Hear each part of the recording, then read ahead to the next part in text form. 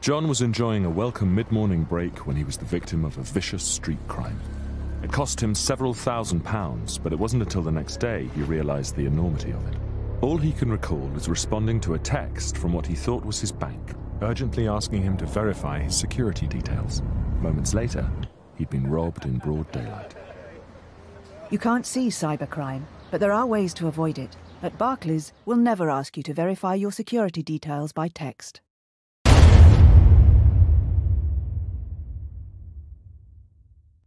With a different take on religion and the Great War. You're listening to RN's special series of programs this afternoon commemorating the centenary of that conflict. For this hour, we're talking about God and country, exploring what part religion played in the war and the impact that the conflict had on belief itself. Well, a major impact, some argue, is that the war brought about the death of Christian Europe. What had been a high point for Christianity before 1914, its popular appeal and the role that it played in the state affairs of the European great powers, all that collapsed in 1918, along with just about everything else. It's a theme that's been picked up by our next guest, the English journalist and author Peter Hitchens. Peter Hitchens is speaking here with Andrew West. Peter, you write in The Rage Against God that the Gospels could not really be made to endorse or excuse the gross mass murder, the rapid loss of all delicacy of language and feeling, everything which had been considered good and fair before. I mean, is that what you think World War I did to Christianity? It's one of the things that it did. If you look at the interwar period, particularly artistically and particularly culturally, you see that already the norms of Christianity have gone. There's a wonderful book written actually by a non-Christian, by Stefan Zweig, the great Austrian novelist and writer, called The World of Yesterday, which describes pre-1914 Vienna. And one of the things about it is that people are so much more restrained, so much more gentle, so much less accustomed to wild outbursts of temper and bad language than they are now. This transformation is incredibly profound. Well, let's turn to your country of Britain. How much damage did the war do, particularly to the Church of England? Because you've made the point that the Church of England, being the national church, being in some way associated with the state, it wore a lot of collateral damage for the actions of the British state in going into World War I.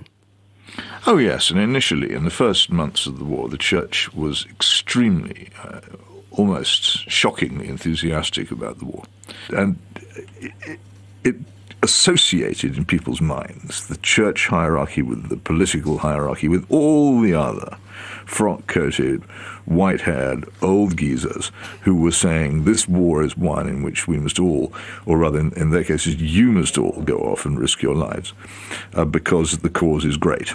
And one of the causes that was supposedly so great, apart from it being a great war for civilization, and those words were actually inscribed on the medals issued to those who served in the war at the end, apart from it being a great war for civilization, was that it was a war to end war. Now that sustained it as a crusade, even after the horrible carnage became known and people realized the immense butcher's bill we'd paid for it. That sustained it until 1939, when it became quite clear that it hadn't ended war at all, and that completely discredited it. And I think the outbreak of war in 1939 was the final blow to anybody who'd believed in 1914 that this had been a war for civilization, let alone a war to end war. It was the end of it. From then on, the reputation of that war has sunk and sunk and sunk, and nobody can really find a seriously good word to say for it. Well, yes, Robert Mackenzie, a historian at Wheaton College in the United States, he was writing, I think, recently in Christianity Today, and he said that World War I was in fact a civil war within Christianity. It wasn't really, as some presented it, a war against the heathen. Well, it certainly wasn't that. It started as an old-fashioned land grab, but it wasn't a war between good and bad.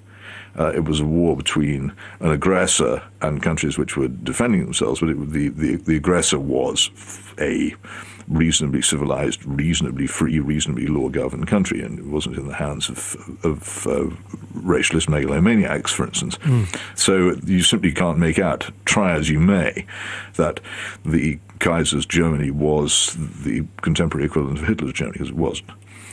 Nobody really emerges once the war is examined. Nobody really emerges with a huge amount of moral credit. And the Germans behaved disgracefully towards Belgian civilians, for instance, using them as hostages, shooting them on the flimsiest of pretexts.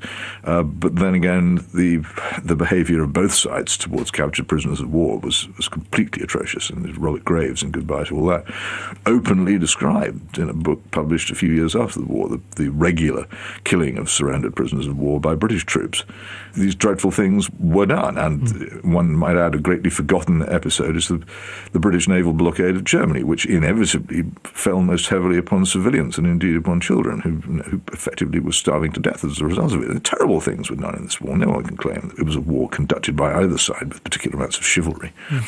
What do you make then, Peter, of the argument that it did become a religious crusade?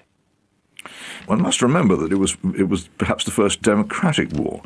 On the side of the Allies rather than the Central Powers, the countries involved were, for the most part, you just have to leave out Russia in this calculation, but certainly in the case of France and Britain and later the United States and, of course, the Anzac contribution as well, these were democracies. And as Winston Churchill said prophetically in 1901, the wars of democracies will be much more savage than the wars of kings, because he understood that to arouse a democracy against an enemy, you're going to have to tell the people that this is a crusade, that this is a sacred war. And having done that, of course, you can't then compromise. You have to fight to the end, because you've declared your enemy to be so evil that a compromise will itself be evil. And this is one of the characteristics of it. Churchill, oddly enough, was one of the very few to foresee, but it undoubtedly was the reason why many attempts to reach a negotiated peace failed, because the democratic leaders of the Allied countries simply couldn't find any way of selling such a peace to the populations whom they told were engaging in a crusade. This belief that it was a holy war was very, very widespread and very powerful in changing its course. And I think you captured it in just one sentence that you wrote, where you said, the conscription of faith into unjust wars does grave harm to faith. Well, undoubtedly it does. Because one of the things which has to be at the very heart of the Christian religion is that if violence is to be done at all, then it has to be done for justice. And if you pretend that something is just which is not, and portray something as just which isn't, and you do that in the name of faith, then it has to rebound onto the faith that's been used to do so, doesn't it?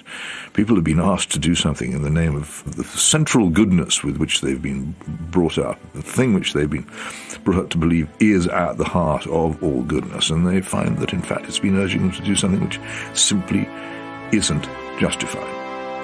Peter Hitchens, journalist and the author of The Rage Against God. He was talking there with Andrew West. And that's about all we can fit into our program this afternoon, part of a special series on RN to commemorate the centenary of the Great War. I'm David Rutledge. Bye for now. Could the Entente powers have survived at the front without the assistance of troops and workers from colonised nations? Other voices. That's tomorrow after the 12 o'clock news here on RN.